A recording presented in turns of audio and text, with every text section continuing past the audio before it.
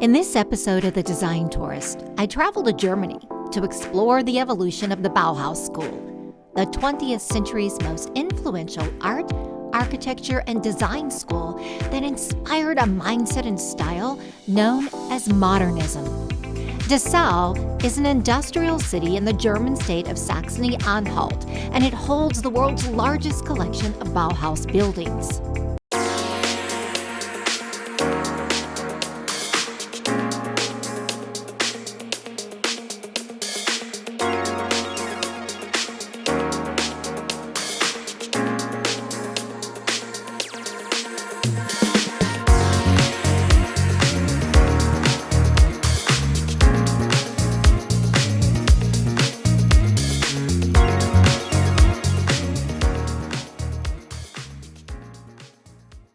Dessau is a UNESCO World Heritage Site for its collection of Bauhaus buildings that express influential art, culture, and historic ideas of the 20th century. The industrial city resides in the state of Saxony-Anhalt in east-central Germany. The Bauhaus translates as School of Building, and between 1919 and 1933, the Bauhaus movement flourished. Dessau welcomed the school and its instructors after they relocated from Weimar in 1925. The Bauhaus buildings in Dessau are emblematic of classical modernism, an expression of Bauhaus ideals that were philosophies of social reform that never quite gained global traction. However, the Bauhaus movement did succeed in expressing its utopian ideas through architecture. Bauhaus architecture can be a bit challenging to appreciate without an understanding of its backstory.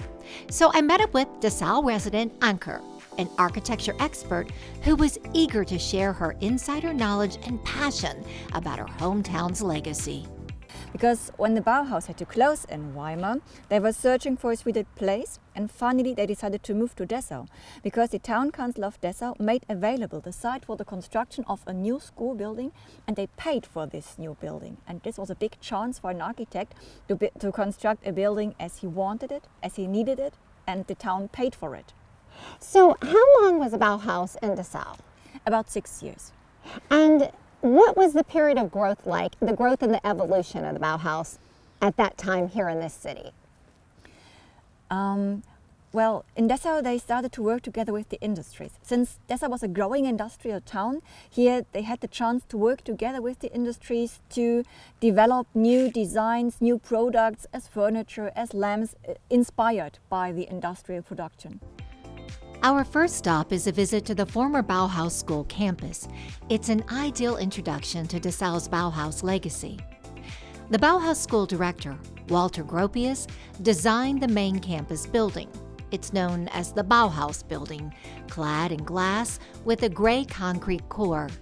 The building's logo is the pivot point for an architectural optical illusion. So what really is important about the Bauhaus building is its curtain wall, the big glass facade. And when you're standing here at the logo and you have a look onto this glass facade, you don't see it yet. Right. But what you first can see is a gray line, what is produced by the sash bars of the windows. So the facade is closed. First, the Bauhaus looks like a traditional building, and only if you go around this building to the main entrance, the facade opens.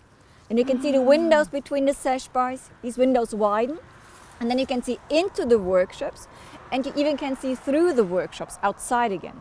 So Gropius shows you how he opens the architecture. Inside, we visit the Bauhaus School of Theater, where students studied art, dance, and music, which informed and influenced their work in architecture and design. The school theater played an important role in cultivating ideas and a new mindset. Bauhaus students designed the theater's lamps and seats. I love this. So I'm sitting in a theater chair made by students of the Bauhaus based on the principles of form follows function. It's very simplistic, it's very comfortable, and it's beautiful. It is. Yeah. So it's an important concept that we're here in the theater room, because theater was very important to the Bauhaus education. They played with art and performance as a way to express and inspire and collaborate. The asymmetrical complex consists of a workshop wing, the vocational school connected by the bridge, and a studio building. References between art and industry are evident throughout the building, with industrial products that function as art. The windows are designed to look and function like those in a factory. You may have noticed as we toured the building, there isn't any artwork on the walls, and that's on purpose. It's calculated by the architects and designers.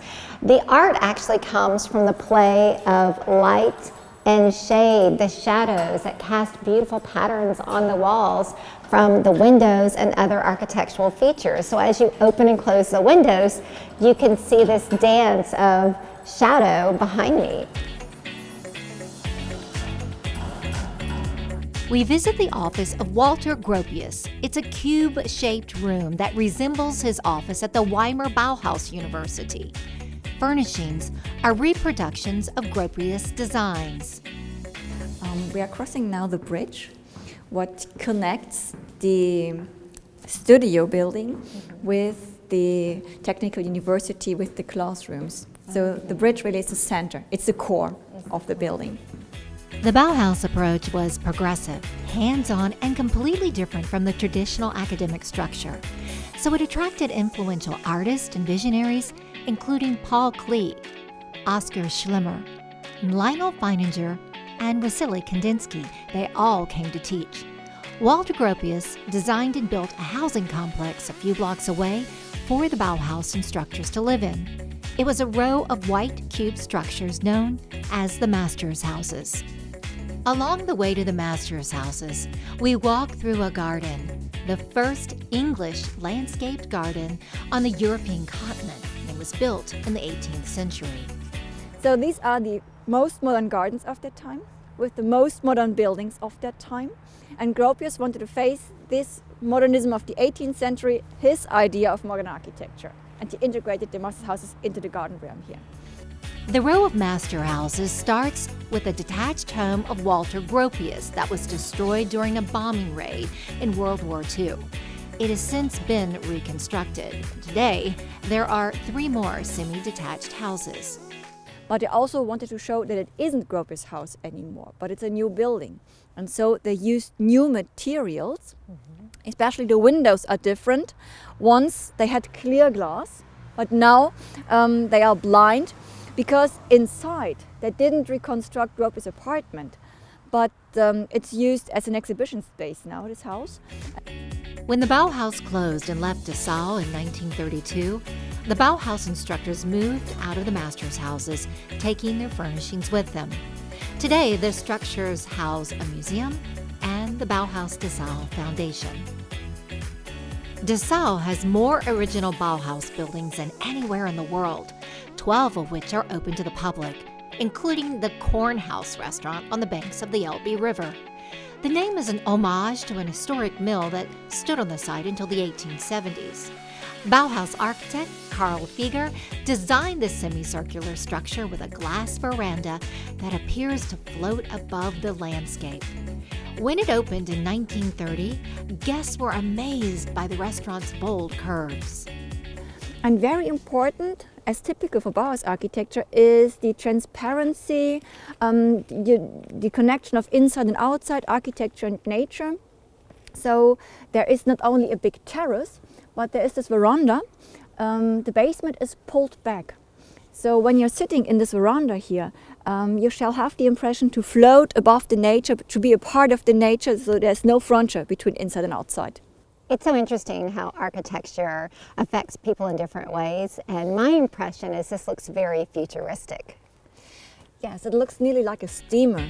Outside the city resides a complex of affordable houses designed by Walter Gropius for Dessau's industrial and factory workers, known as the Dessau Törten settlement. It was built between 1926 and 1928. Gropius commissioned the Bauhaus to construct this housing estate here. with 314 houses, what have a size between 75 57 square meters, living space, and with a huge garden behind it to cultivate their own fruits and vegetables. These workers here that live. And actually, they wanted to construct this housing estate close to the Bauhaus. Gropius wanted to show all his architecture, all his buildings on one side, but the site close to the Bauhaus was too expensive. The town council of Dessau had to buy the site from the Land-Anhalt. The site close to the Bauhaus was too expensive. On face value, the Bauhaus architecture can be challenging to appreciate. The look can feel industrial, stark, and severe. If you look beyond the surface, though, you'll discover social ideals that offered a new way of thinking and living, progressive and future-focused. Many of the Bauhaus's fundamental ideals resonate today in art, architecture, design, and democracy. So we finished our city tour of Dessau and all of the important Bauhaus architectural landmarks and decided to have dinner tonight at the Brauhaus, which is a local brewery known for its fabulous beers. And so I'm going to do a little beer tasting. I've got 1, 2, 3, 4 regionally brewed beers from light to dark to sample. Cheers! The Brauhaus opened in 2001 in the location of the original brewery that was destroyed in a World War II bombing. The owner also owns the Kornhaus restaurant. Hi. Hi Karen, thanks for joining us at Brauhaus. I will show you where we make our famous beer. Great. Okay.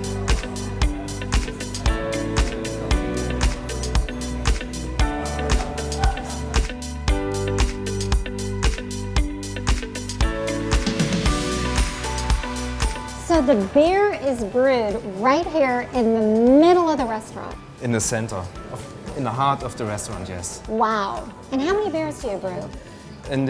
Of the year? So we brew 100,000 liters of beer.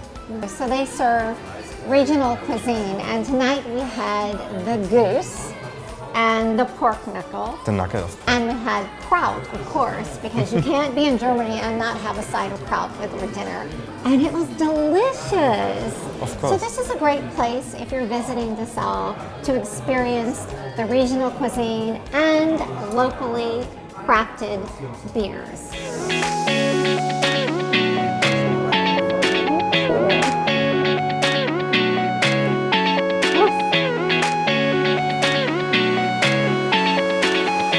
The next day, I head to the Bauhaus Museum of Dessau, a glass cube building in the city center with a ground floor of public spaces that are free and open to the public.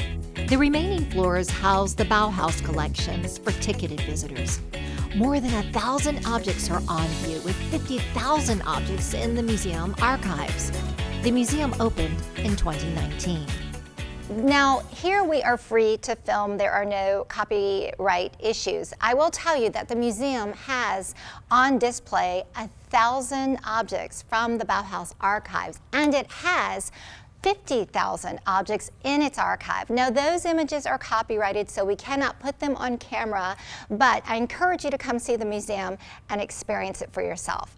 So in this floor of the museum, it really crystallizes some of the important questions that Bauhaus was asking, such as, can the alphabet be universal? And this one's my favorite. So thought-provoking and relevant today. Where is the origin of artistic creativity? Because that is what our show is all about.